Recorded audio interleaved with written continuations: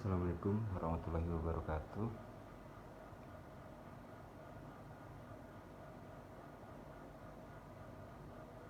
Pada pertemuan ketiga kuliah menggambar teknik, kita akan ngebahas tentang gambar teknik potongan. Pada prinsipnya, gambar teknik potongan ini dapat sangat mudah dipahami bila sebelumnya kita memahami apa yang namanya menggambar teknik proyeksi. Karena gambar potongan ini tidak lepas dari teknik menggambar proyeksi.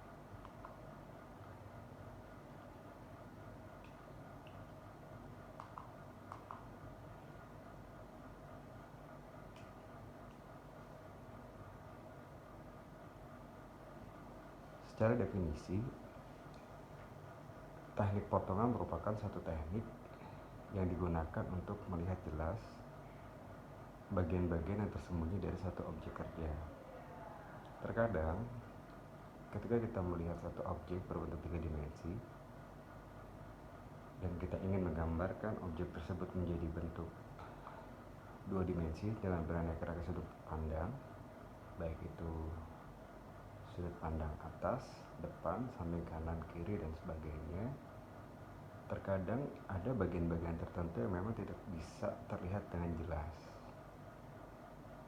Misalnya seperti lubang yang tidak bisa kita lihat dengan jelas di bagian-bagian tertentu.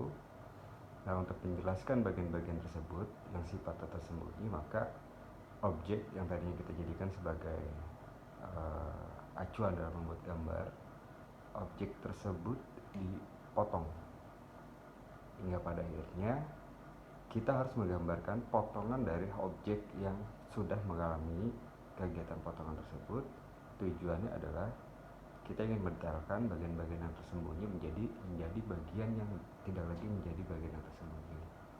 Hal ini tentunya sangat memudahkan bagi si pembaca gambar, karena kalau sesuatu yang tidak jelas takutnya nanti akan memunculkan sesuatu pemikiran yang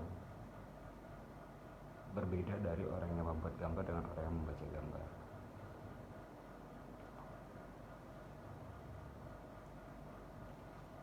Kalau Anda perhatiin, ini merupakan gambar objek.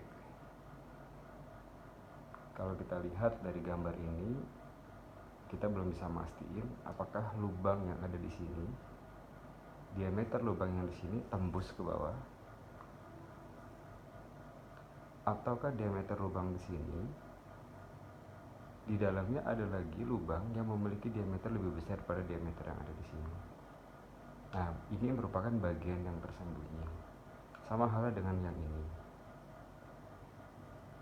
Di dalam gambar ini terdapat satu lingkaran lubang.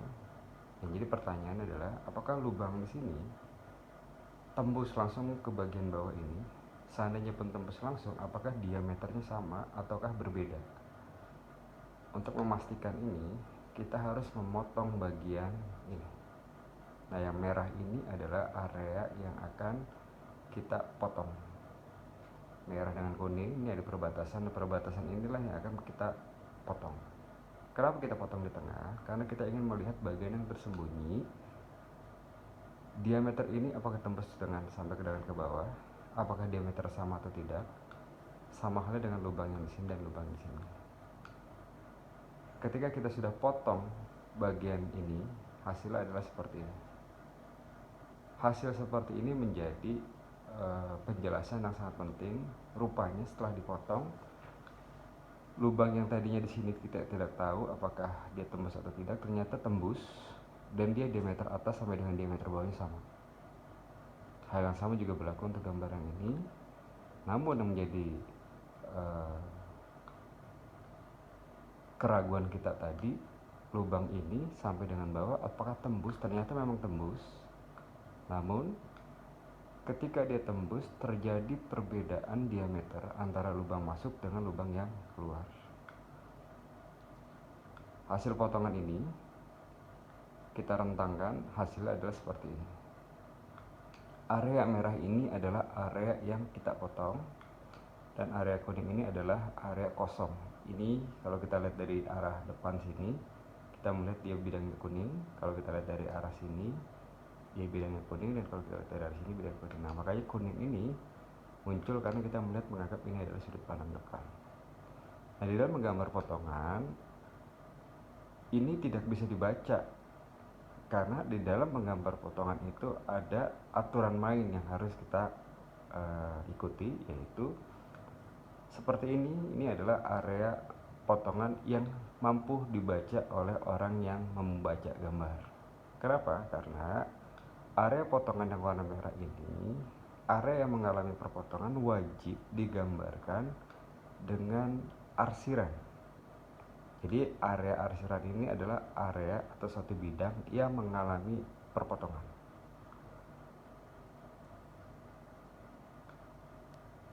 Akan sangat sulit kalau Anda tidak paham gambar proyeksi. Karena kalau kita melihat ini adalah bagian dari gambar proyeksi. Kalau saya menganggap ini adalah bagian depannya, ini adalah bagian sudut pandang depan, maka area ini akan saya gambarkan seperti ini hasilnya. Yang jadi perbedaannya adalah area arsir ini merupakan area hasil perpotongan. Ini adalah gambar hasil potongan dari objek yang semulanya utuh.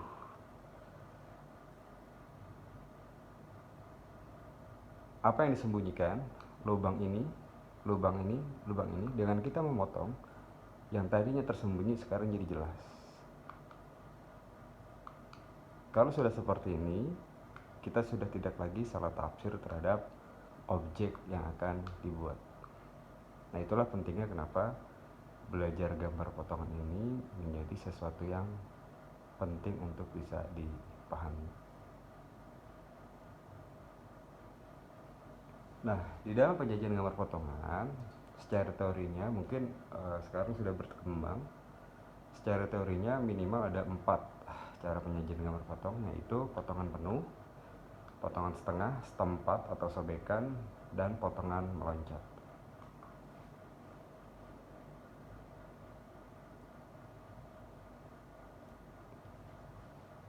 Ini adalah contoh potongan penuh.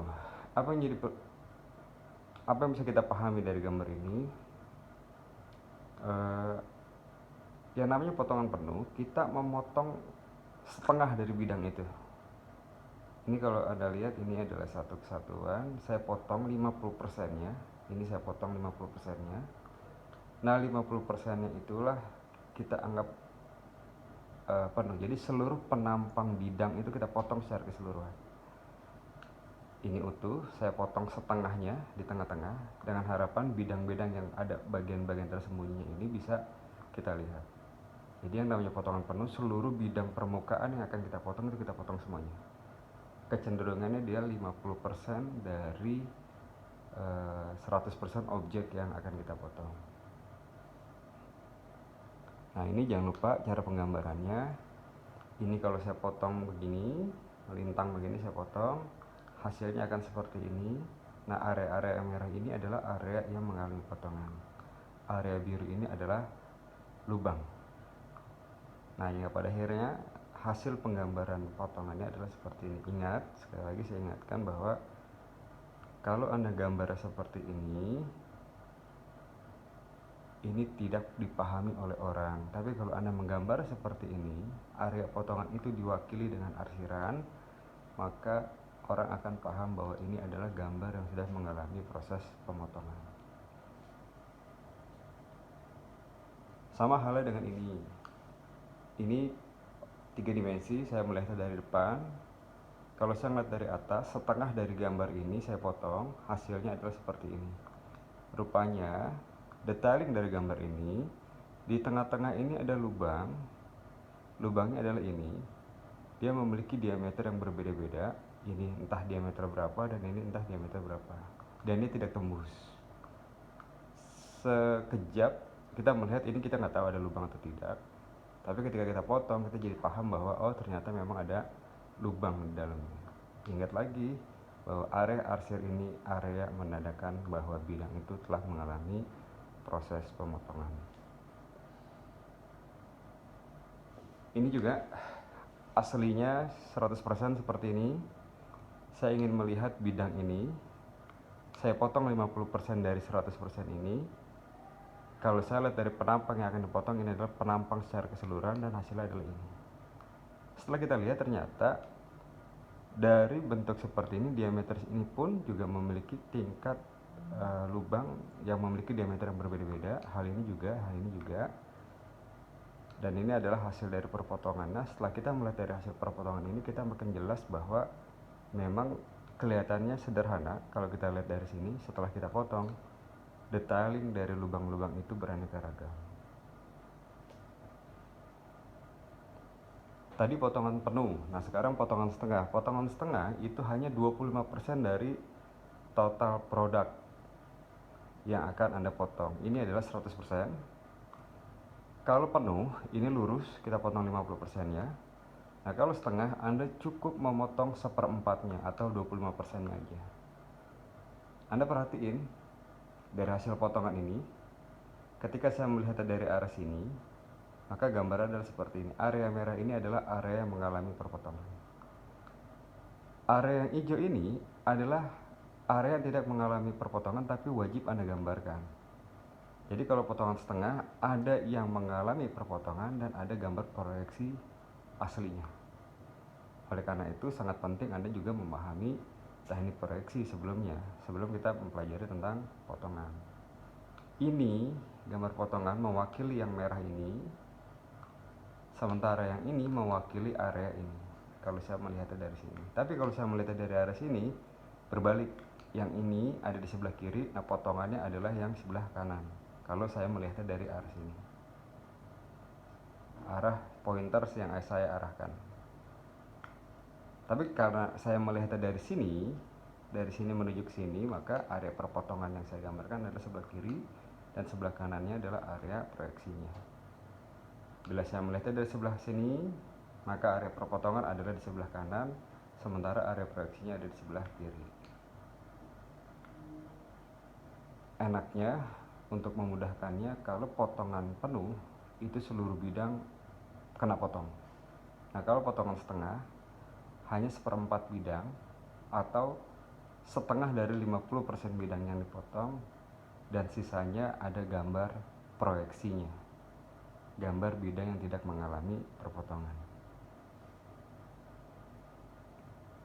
Ini potongan setengah, ini adalah 100%, saya cuma potong seperempatnya, maka hasil akhir adalah, lihat di sini arah panahnya ke depan, berarti bidang yang saya lihat adalah potongan yang ini. Area sini tidak mengalami perpotongan, ini adalah gambar proyeksinya. Nah, ini kalau saya terjemahkan ke dalam bentuk gambar proyeksi, hasilnya seperti ini. Area ini adalah miliknya area ini, dan area ini adalah miliknya area ini. Kenapa cuma setengah? Karena dia potongannya tidak penuh, dia potongan setengah. Tapi kalau di potongan penuh, nggak ada nih gambar yang seperti ini. Ini semuanya arsiran, karena ini akan mengalami proses perpotongan.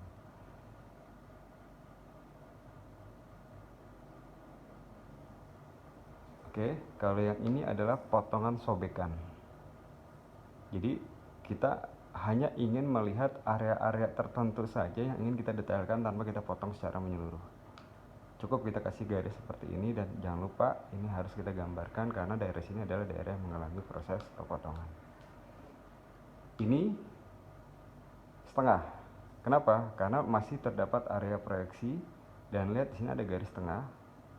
Setengah gambarnya proyeksi, setengah gambarnya adalah hasil perpotongan. Sekali lagi, kalau seandainya dia potongan penuh, maka tidak ada lagi gambar seperti ini, tapi seluruhnya ini adalah area-area mengalami proses perpotongan.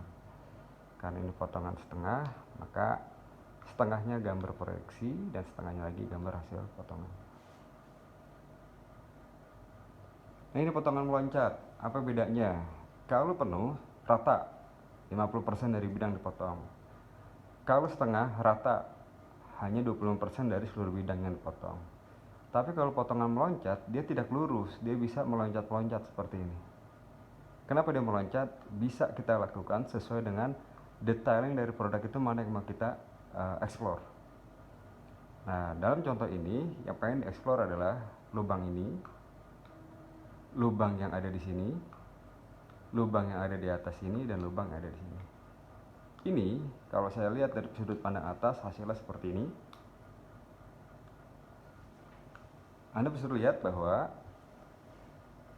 kalau nanti ada gambar garis putus-putus seperti ini dan ujung ada tanda panah, ini artinya gambar potongan. Bidang ini akan mengalami proses potongan. Nah, proses potongannya, area mana yang dipotong, ini adalah areanya ini yang dipotong. Ini saya gergaji ke sini, saya gergaji ke sini, saya gergaji lagi ke sini, saya tarik sini, sini, sini, sini. Akhirnya bidang ini dengan bidang ini setelah mengalami proses pemotongan, dia akan menjadi dua bagian yang terpisah. Nah, yang Anda lihat adalah, lihat tanda panahnya. Yang Anda lihat adalah bidang ini miliknya bidang yang besar, bukan miliknya bidang yang kecil. Nah, ini contohnya. Ada tanda panah ke atas, berarti yang saya tuju adalah bidang ini. Ini mewakili dia, yang besar ini mewakili ini, yang ini mewakili yang ini, dan yang ini mewakili yang ini.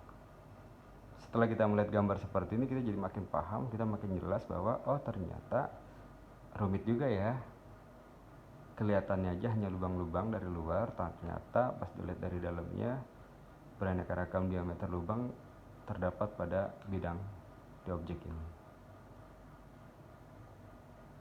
Nah, ini kalau Anda perhatiin, karena kebetulan potongan meloncat ini mengenai seluruh bidang objek benda, maka dalam proses penggambarannya dia sama seperti penuh.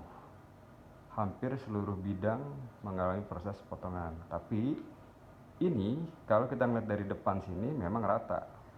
Tapi kalau kita ngeliat dari hasil potongannya dia akan seperti ini. Dan dalam proses penggambarannya ini yang dipakai. Orang bisa tahu dari mana bahwa ini adalah bukan bidang rata. Makanya perlu ada suatu gambar proyeksi minimal dari sudut pandang atas atau dari sudut pandang kanan atau kiri yang lainnya yang akan mengguidance orang bahwa ini adalah bukan bidang datar. Ini adalah potongan yang meloncat. Oke, ini contoh bidang yang meloncat. Ini adalah area potongnya. Setelah dipotong, bagian ini akan jatuh ke bawah, bagian yang ini akan jatuh ke atas. Lihat tanda panahnya ke atas, berarti yang kita lihat adalah bidang perpotongan ini miliknya dia. Ini gambar hasil potongannya. Anda lihat, ini merupakan daerah sini dan ini merupakan miliknya yang di atas. Nah, yang kita gambarkan adalah karena tanda panahnya ke atas, kita melihat yang ini. Apa yang terjadi? Ini adalah bidang potong, bidang potong, bidang potong, bidang potong, bidang potong. Informasi apa yang dapat? Bahwa terdapat lubang di sini dengan beraneka ragam diameter. Sama hal juga dengan ini, ada lubang dengan beraneka ragam diameter. Nah, tadi di awal saya bilang bahwa area mengalami perpotongan itu harus digambarkan secara teknik menggambar dengan menggunakan arsiran. Di dalam proses menggambar arsir yang menyatakan bahwa itu adalah bidang potong, itu ada aturan mainnya. Arsirannya itu jenis garisnya adalah tipis dan miring. Ini dipakai hanya untuk bagian-bagian yang mengalami potongan. Nah, kemiringan garis arsir adalah 45 derajat. Udah garisnya tipis, kemiringannya diatur 45 derajat. Ada aturan lagi, bila ada dua bagian yang berbeda dan berimpit, harus dibedakan pitch-nya. Jadi, ada dua bidang, bidang A dan bidang B. Itu Anda nggak boleh narik garis antara bidang A sampai bidang B satu garis kemiringan 45. Cukup tarik satu garis arsir 45 derajat untuk bidang A, dikasih jeda sekian jaraknya dengan kemiringan 45 hanya untuk bidang B. Jadi Anda nggak bisa narik garis 45 derajat untuk bidang A dan bidang B secara keseluruhan. Jadi cukup 4 garis miring 45 derajat, kenain garis objek bidang A. Nanti untuk bidang objek area objek B, garis miringnya tetap 45 derajat, tapi nggak boleh lurus dengan garis miring 45 derajat miliknya objek A, dia harus sedikit ada jeda. Jadi kalau saya tarik garis lurus itu dia nggak lurus, dia harus ada perbedaan. Itu yang namanya grid. Itu yang namanya pitch. Jadi ada jarak bahwa 45 derajat antara objek A dan objek B yang saling berhimpit, itu garis miringnya nggak boleh Anda tarik lurus 45 derajat untuk mewakili A dan B. Harus satu-satu, 45 derajat untuk objek A, 45 derajat untuk objek B.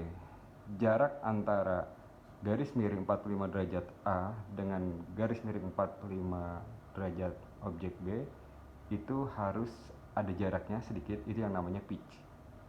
Jadi nggak boleh Anda tarik lurus secara keseluruhan. Nah, ini kadang-kadang suka salah karena banyak objek yang bertumpuk A, B, C, tapi garisnya lurus aja. Padahal karena kalau tanpa ada pitch itu dianggap dia bidang yang sama, dia bukan objek yang mengalami perbedaan. Itu seolah-olah satu bidang yang sama. Dengan adanya pitch ini, itu akan memberi informasi bahwa ini adalah objek yang saling bertumpuk, tapi dia objeknya berbeda. Ada A, B, dan C, dan itu menjadi satu kesatuan. Nah, dalam proses penggambaran potongannya itu cukup dikasih jeda jarak kemiringannya tetap 45, kasih jeda jarak antara garis 45 derajat milik objek tertentu dengan garis 45 derajat milik objek yang lainnya.